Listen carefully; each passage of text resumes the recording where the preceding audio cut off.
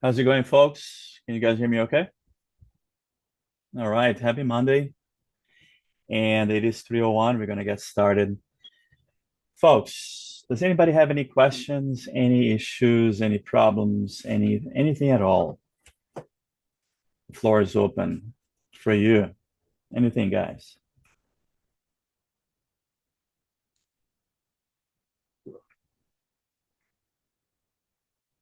All right, everything's perfect. Good to hear. Good to hear. I'm going to find out next week, Monday. So just to remind you, we have our first exam coming up a week from today. I mean, it's been a while. We already had it. We're going to be into the seventh week of class, and now we're going to have our first exam. Uh, Last week, Monday, we went over half of the exam. We talked about bones. Today, we're going to go over the other half of this.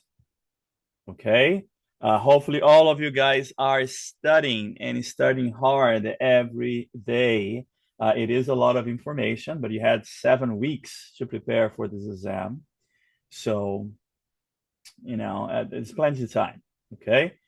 And again, today I'm going to give you guys a ton of clues and information on how to answer the questions on the exam.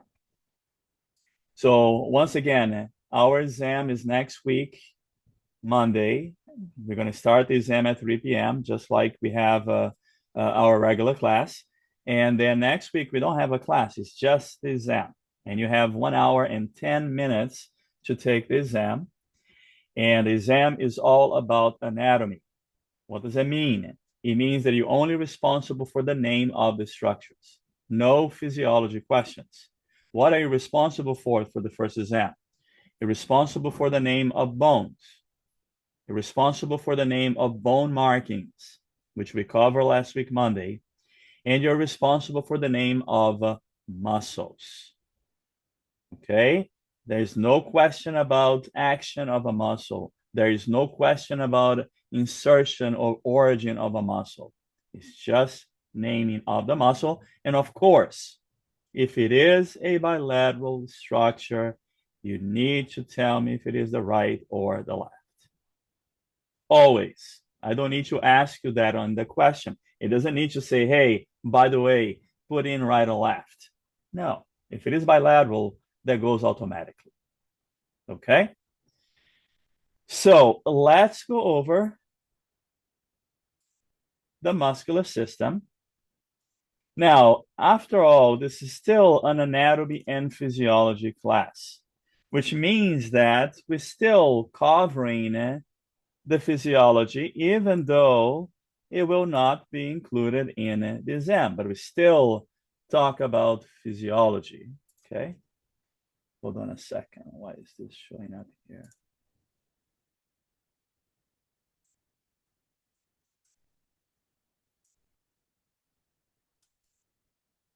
And also keep in mind that you are required to have your camera on for the exam. If your camera is not on, you cannot take the exam because the exam is closed book. Okay? And this is how I proctor the exam, by seeing who is taking the exam. All right, guys. So today we're going to talk a little bit about the physiology, as I mentioned. Um, and I'm going to go fairly quickly through the physiology. I'm going to talk about this stuff in a lot more detail tomorrow in the lecture, if you are taking my lecture. But so that we can get to the anatomy and the naming of the muscles. Okay. Now we know that the function of the skeletal muscular system, because remember, we have three different types of muscles, right? We have skeletal muscle, we have cardiac muscle, and we have smooth muscle. But the function of the skeletal muscle is to help generate motion. So to allow us to move our body. Now, of course, muscles cannot do this alone. Muscles need the help of bones, you need the help of tendons and ligaments, and they need the help of joints as well. Another function of the skeletal system, of the skeletal muscle, is to stabilize our body and maintain our posture. Folks, we are never, ever fully relaxed. It doesn't matter if you are deep asleep or if you are in a coma, we still have something that is called a muscle tone. What is a muscle tone? A muscle tone is a semi-state of contraction of our muscles. Again, to help maintain our posture. Like right now, you guys are sitting down on your chair. You are engaging, you are contracting the muscles of your abdominal region, the muscle of your back, the muscle of your neck. Okay, you are not fully relaxed. We are never fully relaxed. Our muscles also help to store glycogen. And we know the glycogen is the storage of glucose, right? The excess glucose that we eat is going to be stored as glycogen in the muscle and the liver. And our muscle, now talking about the smooth muscle in the digestive tract, it helps to move our food down the pipe. You know, the reason why the food goes down from the mouth all the way, to the anus is because we have a smooth muscle in the walls of the digestive tract, and that smooth muscle contracts and pushes the food down the pipe. A type of contraction that is called a peristatic contraction, also called a peristalsis. And the contraction of our muscles generate a lot of heat. This is what we call thermogenesis. And it's not a little heat, it's actually a lot of heat that we generate throughout a day simply by contracting our muscles. Okay? All right, now let's take a closer look at a muscle cell, also called a muscle fiber. So from now on, you need to understand that a muscle fiber is a muscle cell. And let's see how a muscle bundle is put together. What do I mean by a muscle bundle? A muscle bundle are the groups of muscles that we have in our body, like biceps brachii, triceps brachii, pectoralis major, deltoid, latissimus dorsi, trapezius, etc. These are all bundles of muscle. And a muscle bundle is held to a bone by a connective tissue that we call a tendon. And we can see a tendon right here, which is attaching this muscle to this bone. Now, this tendon is going to continue on the muscle bundle itself and is going to wrap the muscle bundle and keep it together. And that connective tissue that wraps every single skeletal muscle in our body, this is what we call the epimysium. So what is the epimysium? The epimysium is a membrane, a layer of connective tissue that wraps an entire muscle bundle and keeps it together. Okay? Now, if you look in this little cartoon here, we can see that this muscle bundle has been cut. Imagine that I take a knife and I cut open the biceps brachii. All right, so we're going to take a look inside of the biceps brachii. And what we can see is that our muscles are made of a smaller structure, this circular structures right here. One of them is being pulled out so we can see it better. And these structures are what we call the fascicles. So a muscle bundle is made of fascicles. And these fascicles are also wrapped by a connective tissue that we call the perimysium. Now, what about the fascicles? What are they made of? Fascicles are made of muscle fibers. Fascicles are made of muscle cells. And we can see one of these muscle fibers right here being pulled out of the fascicle. And these muscle cells, these muscle fibers, will also be wrapped by a connective tissue. And this connective tissue is what we call the endomysium. Okay, so we have epimysium, perimysium, endomysium. Now, we do have two different types of tendons. If it is cord-like and is going to attach,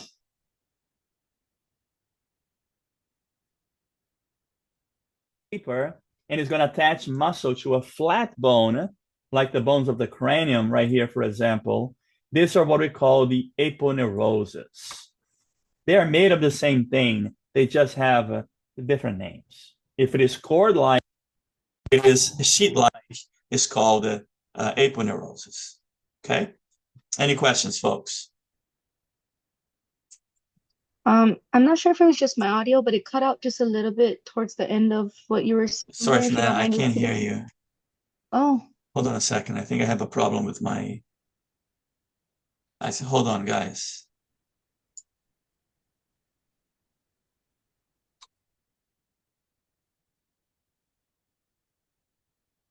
Can you guys hear me okay? All right, try again. okay. I was just saying that it cut out a little bit towards the end of what you were saying. I still can't hear you well. Hold on a sec.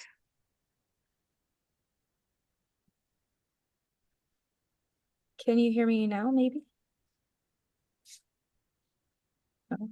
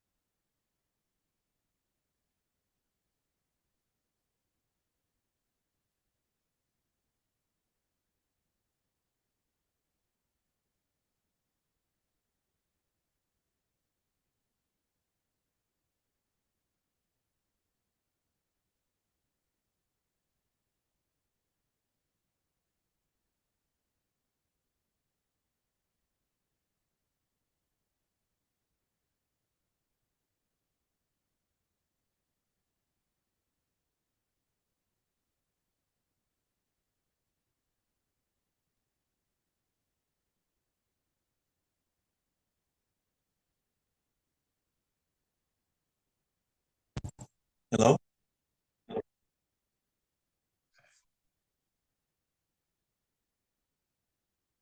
All right, sorry about that. So let me share again here.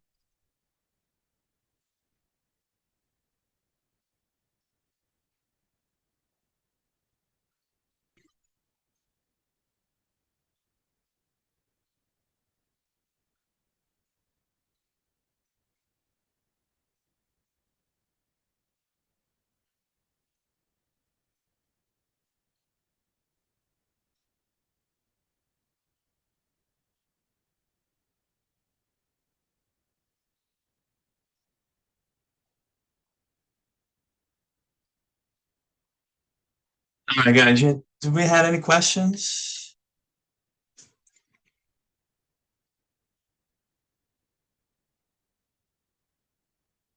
I was just gonna ask if we could repeat like the a little bit towards the end of what you were saying, just because the audio cut out. I Okay, think sure. what you were saying is if it was like cord like, then it would be tendon, and if it was sheet like, then it would be the other one. That's correct. Okay, Okay. sounds good. That's good. Thank you. Sorry about that. All right, so what I'm going to do now, let's take a look at a single muscle fiber, okay? So a muscle fiber, which again is a muscle cell, is just like any other cell in the body. It does have a plasma membrane, Now, the plasma membrane of a muscle cell has a slightly different name, has a special name. This is what we call a sarcolemma. Again, don't get bogged down by the name itself. It's still made of phospholipid bilayer. What else do we see in a muscle cell? We're going to find a lot of nucleus. So there are several nucleus inside a muscle cell. And this is something that is different from the other cells that we have discussed before in class. Most of the cells in our body, they are what we call uninucleated. They only have one nucleus. But a skeletal muscle cell is special in the way that they have several nucleus. They're called multinucleated. We're also going to find a lot of mitochondria inside the muscle cell, the skeletal muscle cell. And that is because the muscle cell needs a lot of ATP in order to be able to contract. If you don't have enough ATP, folks, you don't have the energy required for a muscle cell to contract. And we're going to talk more about what is the role of ATP in muscle contraction. A muscle cell has a lot of myofibrils, all these little fibers inside here. And we have one of them is open. Go ahead. Sorry, Professor. We're still looking at slide number 2, what makes up a muscle fiber? Yeah, what is happening today? It's Monday. Monday, for sure. It's Monday.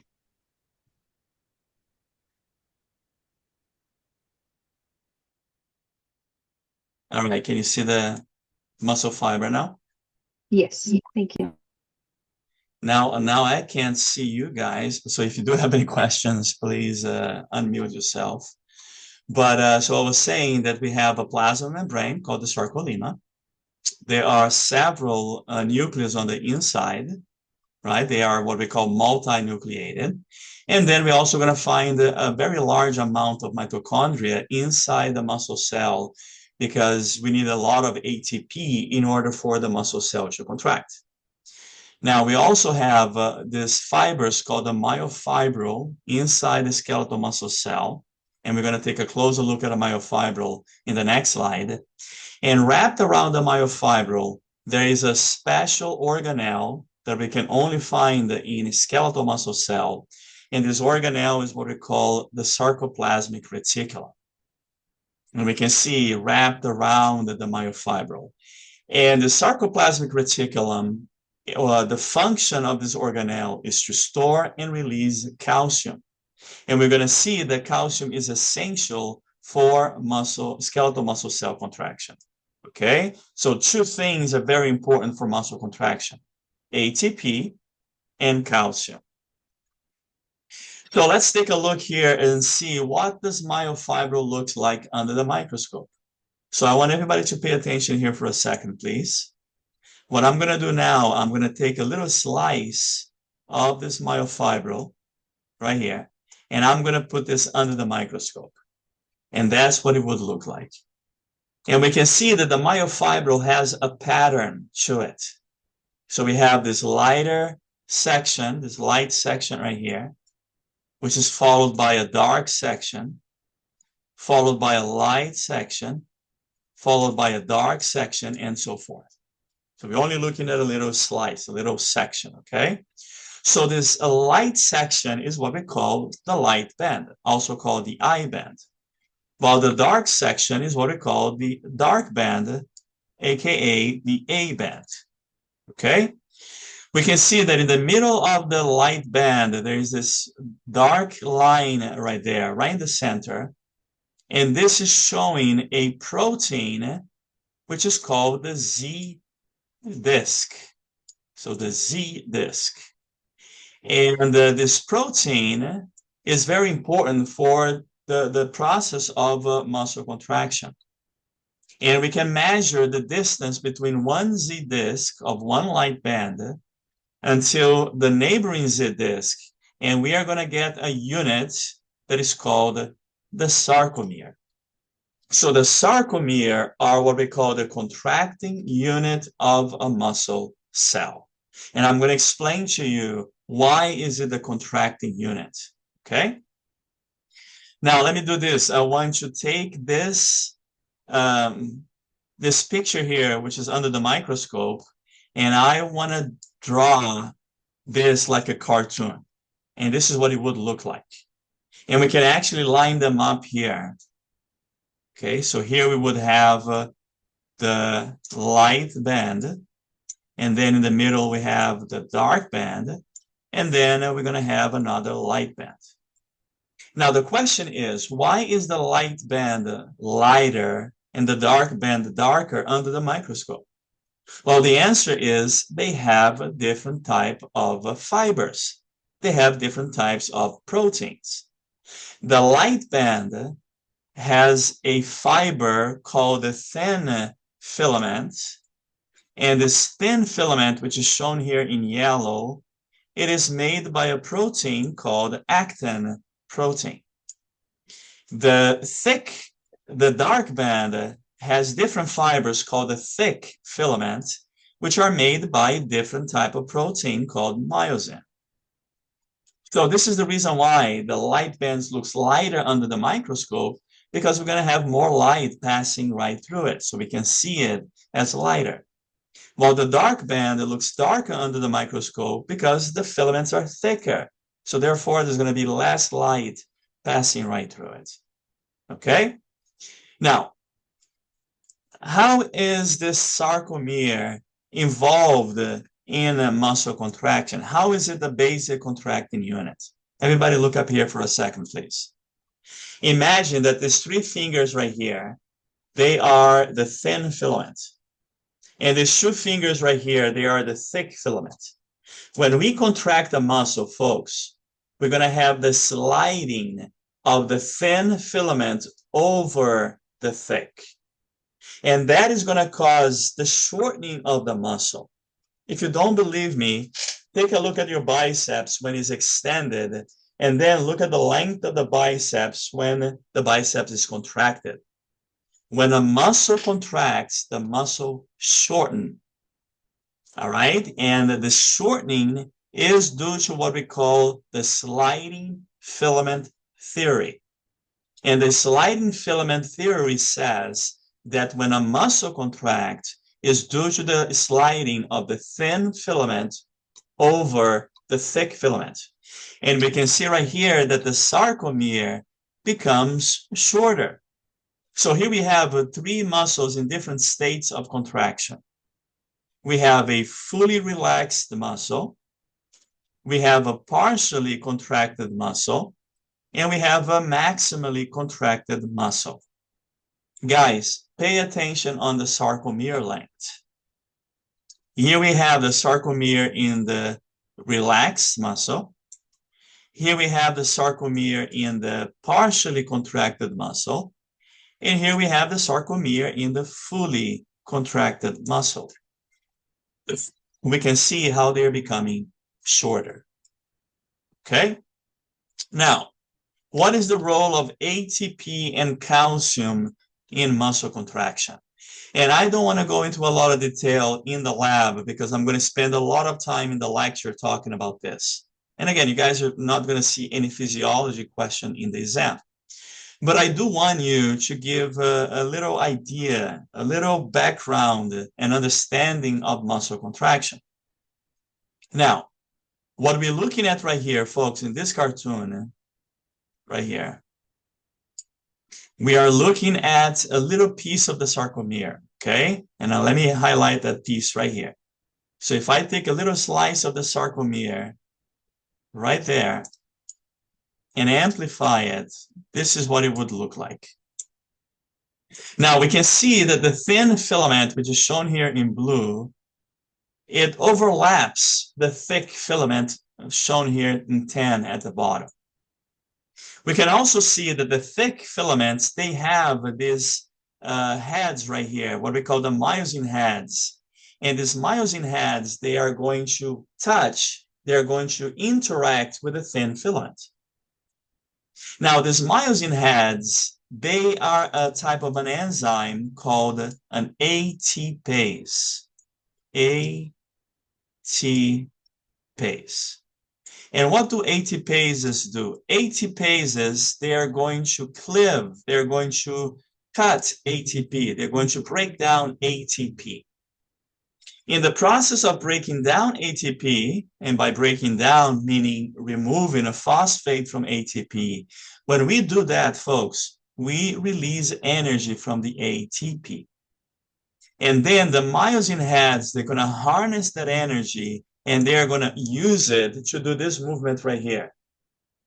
This is what we call a power stroke. And when a myosin head of the thick filament does a power stroke, is going to grab the thin filament and is slide it over the thick filament, leading to a muscle contraction. Now, this muscle contraction can only happen if there is calcium released in the cytoplasm of the cell.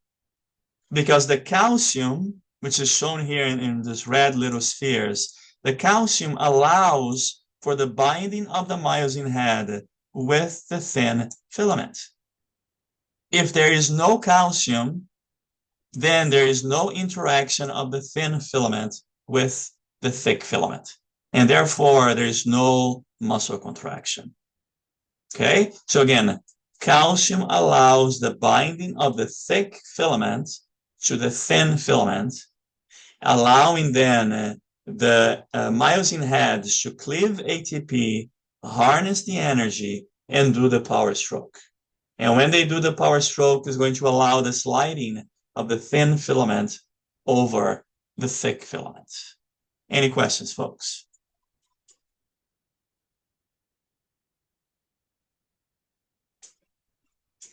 All right. And now, all the stuff that I've been talking about so far, folks, it gets a little bit more complex because we need to remember that we are talking about a skeletal muscle. And skeletal muscles are voluntary. We control them. How do we control a skeletal muscle, folks? We control them with our mind.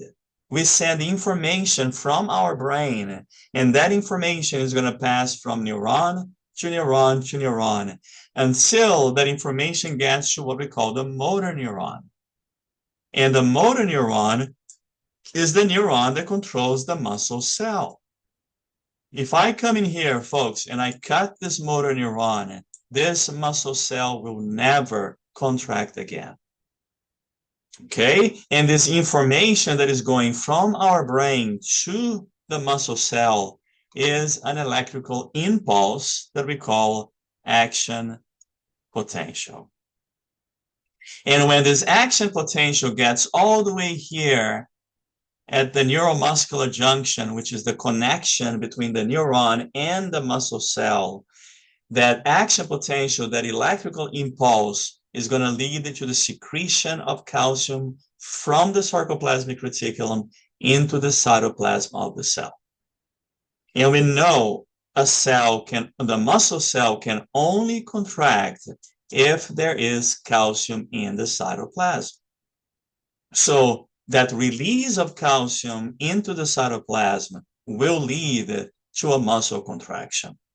In order to relax that muscle, we need to remove the calcium from the cytoplasm, and now that muscle is going to be able to relax again. Okay? All right, guys, so we are done with the physiology. I know it's a lot of information, and I went pretty quickly through it, but don't worry about it. We're going to talk about it in detail in the lecture, if you are taking my lecture. But now let's start naming of muscle. And if you have started to study for the exam, which I pray that you have, you might have noticed that muscle name is very descriptive. What does it mean to be descriptive? It means that a muscle name gives a lot of information about the location of the muscle, where is it found, about the size of the muscle, about the shape, the action, and the number of origins of that muscle. Okay, is again a very descriptive nomenclature. And here on the PowerPoint slide, there is this table that I added in there. This is not for you guys to memorize. Okay, but this is to help you understand how to name a muscle. So let's go over some of the examples here of the characteristics that I use to name some muscles. Some muscles are named based on the direction of the fascicles. Remember, a fascicle makes a muscle bundle. If the fascicles are running parallel to the midline of the body, like this, we are going to call that muscle a rectus. For example, we have the rectus abdominis in our abdominal wall. Okay, the world famous six-pack. Now, if the fascicles are perpendicular to the midline of the body, now this muscle is going to have another name. We're going to call this a transverse muscle. So, for example, we have a transversus abdominis, which is another abdominal muscle. If the fascicles are diagonal to the midline of the body, now we're going to call this an oblique muscle. So, for example, we have two different obliques in our abdominal region. We have an external oblique and an internal oblique. Okay? Some muscles are named based on the size of the muscle within the family of muscle. For example, the muscles of our butt, they are collectively what we call the gluteus. And there are three muscles that makes our butt, that makes the gluteus. We have the gluteus maximus, which is the largest one. We have the gluteus medius, which is the medium size one. And we have the gluteus minimus, which is the smallest of the three. Okay, so again, based on the size of the muscle, that's going to help with the naming of that muscle. Some muscles are named based on the shape of that muscle. For example, we have a triangular shaped muscle, which is what we call the deltoid, which is covering our shoulders. We have a trapezoid shaped muscle, which is the trapezius. We have a circular shaped muscle, which is what we call the orbicularis. And we have two different orbicularis in our face. We have the orbicularis oculi, which is around our eyes, and we have the orbicularis oris, which is around our lips. Some muscles are named based on the action of the muscle at a joint. A muscle that increases the size of the angle at a joint is what we call an extensor. So if I take my arm, folks, and I straighten my arm, my forearm, this is what we call the extension. Why? Because I am increasing the angle at the elbow joint right here. Now, if I do the opposite, if I lift my forearm up, now I'm doing what is called flexion. So we have extension and we have flexion. Extension increases the angle, flexion decreases the angle, right? And finally, some muscles are named based on the number of origins that they have. What is an origin? An origin is a tendon that is attached to attaching the muscle to the immovable bone. Again, you don't need to know that for the exam, but for example, the biceps brachii has two origins. Okay, there are two tendons that are attaching this muscle to the skeletal system. So hence the name biceps. The triceps brachii has three origins. The quadriceps femoris has four origins. All right, so this is the number of origins that a muscle has. Now, I just talked about anatomical terms. Let's move on and talk about, start naming some of the muscles. And we're going to start at the head and the neck, and then we're going to move down all the way to the lower leg. And the first muscle that I want to talk about are actually bilateral. There are two of them. These are what we call the frontalis. So we have the right frontalis, we have the left frontalis. And the frontalis muscle is covering our cranium bone here that is called the frontal. So don't confuse frontal bone with frontalis muscle. You guys, spelling does matter. Okay, I'm sure you're thinking of that. You know, if I misspelled a muscle, will I still get points for it? Well, let me clarify that. Spelling counts, but it depends on the spelling. If the spelling is close enough to the original, if you just misspelled a couple letters in that name of that muscle or the name of a bone for that matter, I will give you the full points. Let's say that, you know, instead of writing orbicularis oculi, you called it orbicularis oculi, or you missed the S at the end of orbicularis. So a small spelling mistake is okay. Now, if instead of calling this orbicularis oculi, you call this the cularis oculi or the orbi oculi, now it's not just a small misspelling, it's a big misspelling problem. And then you're not going to get points for the question. Okay, I am going to be the judge if the spelling is small enough or not, if you're going to get the points or not for the question. Okay, any questions, guys?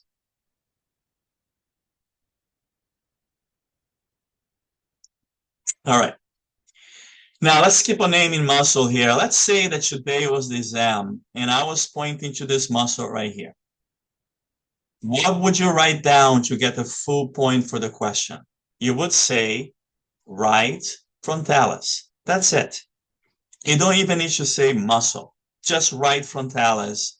You got the full point for the question. Okay? Another muscle that we have here on our face is what we call the orbicularis oculi. Remember, orbicularis simply means a round circular muscle, but it doesn't define the name of a muscle, okay? Because in our face, we have two different orbicularis, two different circular muscles, one surrounding the eye, the other one surrounding our lips. We have two orbicularis oculi, so we have the right orbicularis oculi, left orbicularis oculi, but we only have one orbicularis oris, which means that there is no right and left orbicularis oris. Okay, if you do put right orbicularis oris or left orbicularis oris, you will have points deducted for the question. All right, you only right and left when it is a bilateral structure. One of the strongest muscles that we have in our face is what we call the masseter, also called the masseter. So we have two of them. We have the right masseter, we have the left masseter. And then covering the temporal bone, we're going to find the temporalis. So we have the right temporalis and we have the left temporalis. Moving on now to the neck and the back. In our neck, we have a long named muscle called the sternocleidomastoid. And this muscle, as we see right here on the screen, is going to extend all the way from the occipital bone in the base of the skull, and it's going to come across the neck to the front, and it's going to attach to the sternum. Hence the name sterno. And of course, we do have two of them. We have the right sternocleidomastoid. We have the left sternocleidomastoid. Looking at our back, and this is a posterior view, we're going to find the big latissimus dorsi. And the latissimus dorsi is bilateral.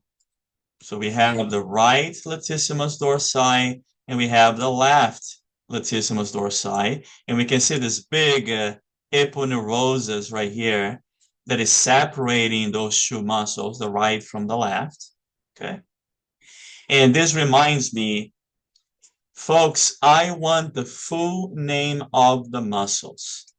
I don't care what you call these muscles when you go work out at 24-Hour Fitness.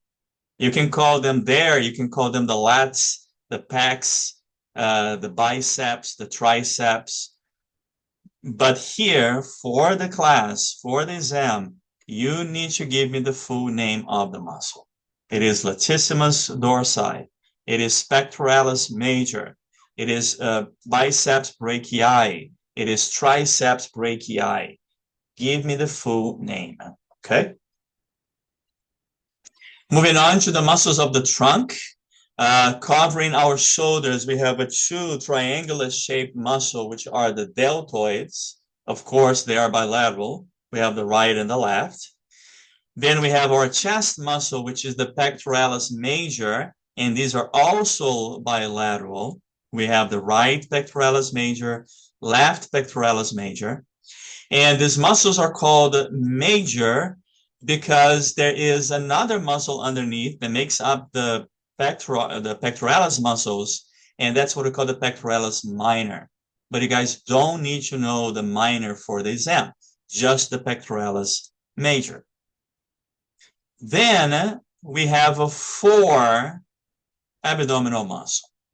And remember, those abdominal muscles are named based on the direction of the fascicles. So we're going to have the rectus abdominis, in which the fascicles are running parallel to the midline of the body. So this is the midline of the body right there. We have the transversus abdominis, in which the fascicles, and we can see a little bit of the transversus here, the fascicles are running perpendicular to the midline of the body.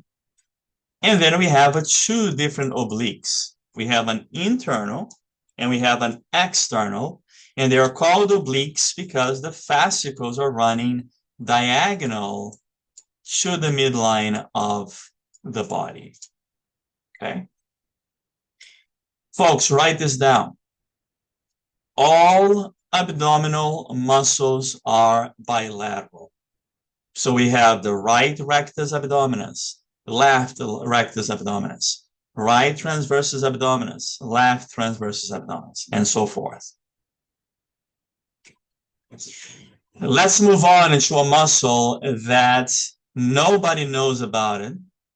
But if this muscle was not working in your parents, you wouldn't be here today. And this is a muscle called the pubococcygeus that helps to form the floor of the pelvic area. And this muscle is very important for urine flow. It controls urine flow.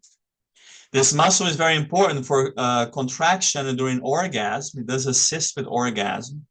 And this muscle is very important with ejaculation. Okay, also assists with the male ejaculation.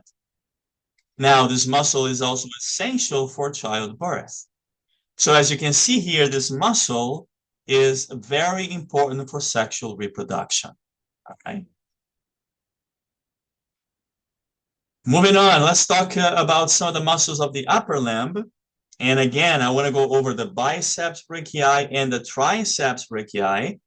The biceps brachii, of course, we see it in the anterior view. And the biceps brachii, as we can see here, it has two heads. Everybody pay attention here for a second. You don't need to know the head of the muscle. Okay, all that you need to know is tell me, which is biceps brachii, and then right and left. Same thing for the triceps brachii. Okay, triceps brachii, right or left. You don't need to point out the different heads of the muscle.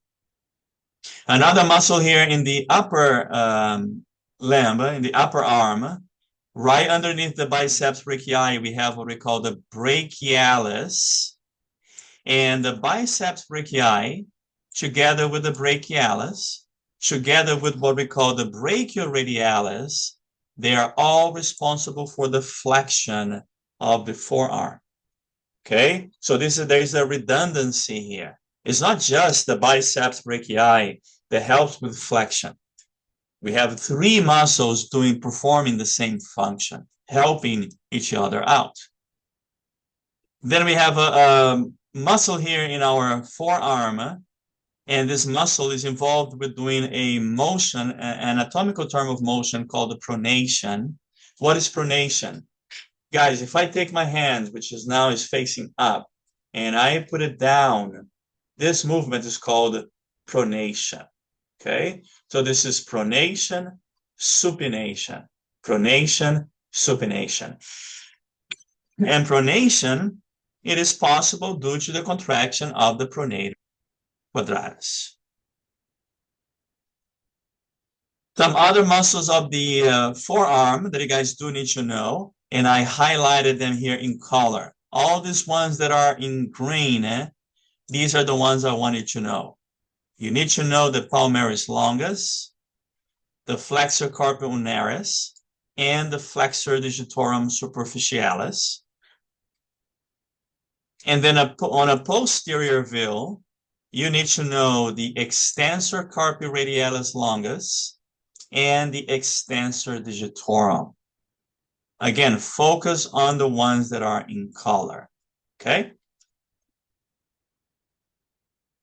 Moving on to the pelvic region. And in the pelvic region, we're going to find our gluteus muscle, which again is a family of muscle.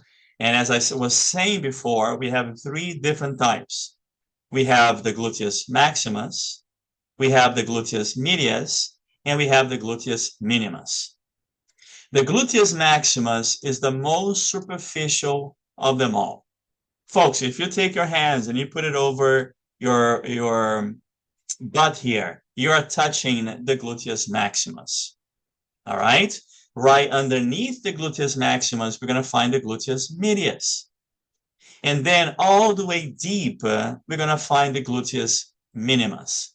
You don't need to know the gluteus minimus. So you're only responsible for the gluteus maximus and the gluteus medius. I have a question for you guys. Are these muscles here bilateral? Yes or no? Yes. Absolutely. Do you have 2 butt cheeks? Yes, we do. Okay, so all of these muscles are bilateral.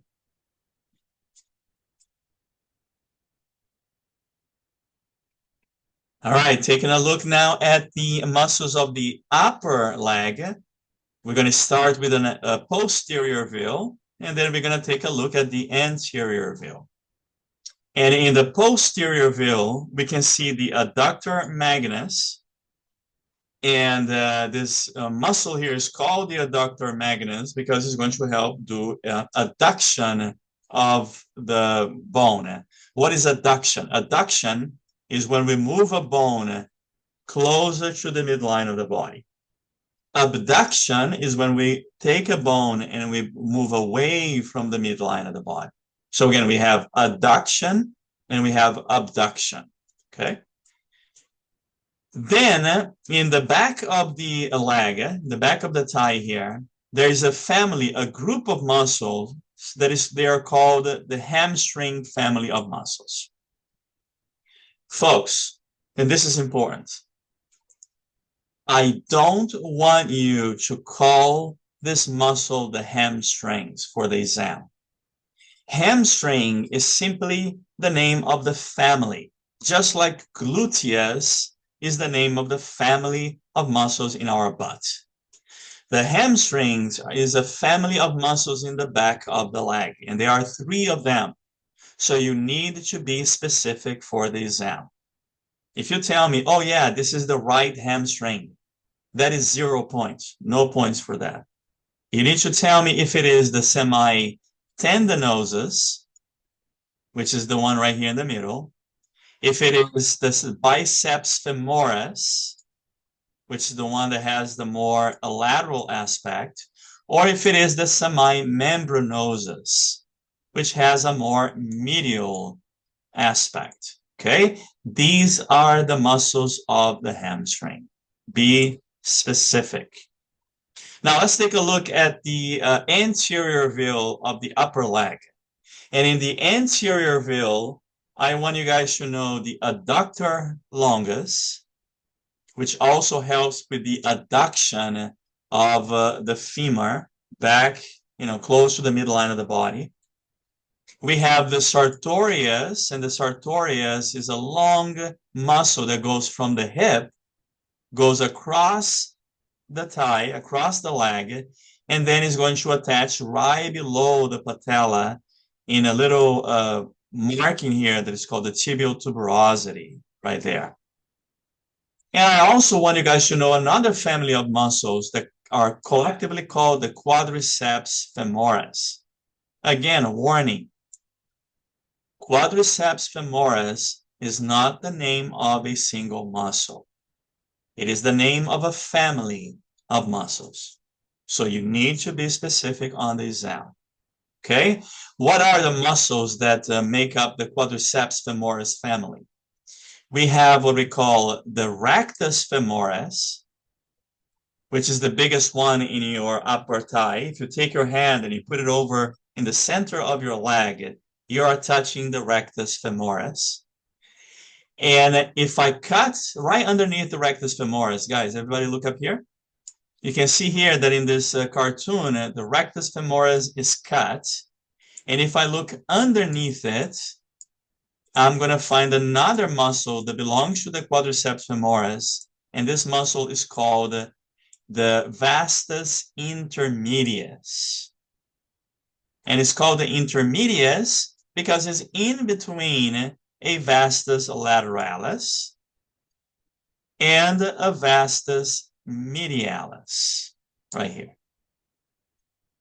Okay, so we have three vastus: vastus intermedius, vastus lateralis, and vastus medialis. All right, let's move on now to the last muscles that you guys need to know for the exam, which are the muscles of the lower leg. And in the lower leg, we have the tibialis anterior, which is this muscle right here, running right in the front of the tibia, and hence the name tibialis anterior. And we can only see it in the anterior view. We can also see the extensor digitorum longus. And this muscle here is a long muscle, like the name implies, that extends all the way from the knee, and then it innervates, and it goes all the way down to our toes, folks. And it's going to cause the extension of the toes. Okay, the only responsibility of this muscle is to extend our toes. Now, we're also going to have two muscles in the back of our lower leg, which makes up what we call the calf muscles. And they are the gastrocnemius, and we have the soleus. So let me show you those two muscles right here in the cartoon. The gastrocnemius is the most superficial of the calf muscles. Again, if you take your hand and you put it over your calf, you are touching the gastrocnemius. Underneath the gastrocnemius, we're going to find another calf muscle, which is the soleus, right over here. And we're going to have a better view of these muscles in the next slide, right here. So let's take a look at all those muscles in the lower leg, which are isolated, okay? Just the muscle itself. So we can see better the tibialis anterior. We can see the extensor digitorum longus. We can see the gastrocnemius, which again is the most superficial of the calf muscle. And if I remove the gastrocnemius, now we can see the soleus underneath. And I don't need to tell you that all of these muscles are bilateral. We do have two legs. Any questions, guys? Yeah, sorry. I don't know if I missed this or not, but is the trapezius muscle, is that bilateral or is it one muscle? It is bilateral. Yeah. Yeah, it is bilateral because there is a aponeurosis, which is a type of a connective tissue that separates them. Good question. Any other questions? All right. What are we going to do today? Guys, today we have 5 videos on Edpuzzle. Those videos are going to walk you through different groups of muscles using a human model. Look, very important. For my exam, I will use pictures of models. It's not going to be cartoons. It's going to be pictures of models. The same type of models that you're going to come across in the videos for the in-lab activity, in the Edpuzzle videos. Okay, so this is why it's so important for you to familiarize yourself with those models. And you do that by looking over the videos, watching the videos, making sure you complete watching those videos. And that is going to be the in-lab activity for today. Those videos are not very long. It varies between 5 minutes to about 13 minutes. And after you're done with all 5 videos, then you're going to jump on Lamaku and you're going to take the in-lab quiz for today. Don't forget to take that. And after you're done with the quiz, you're good to go. Okay? Any questions, guys? All right, let's get started.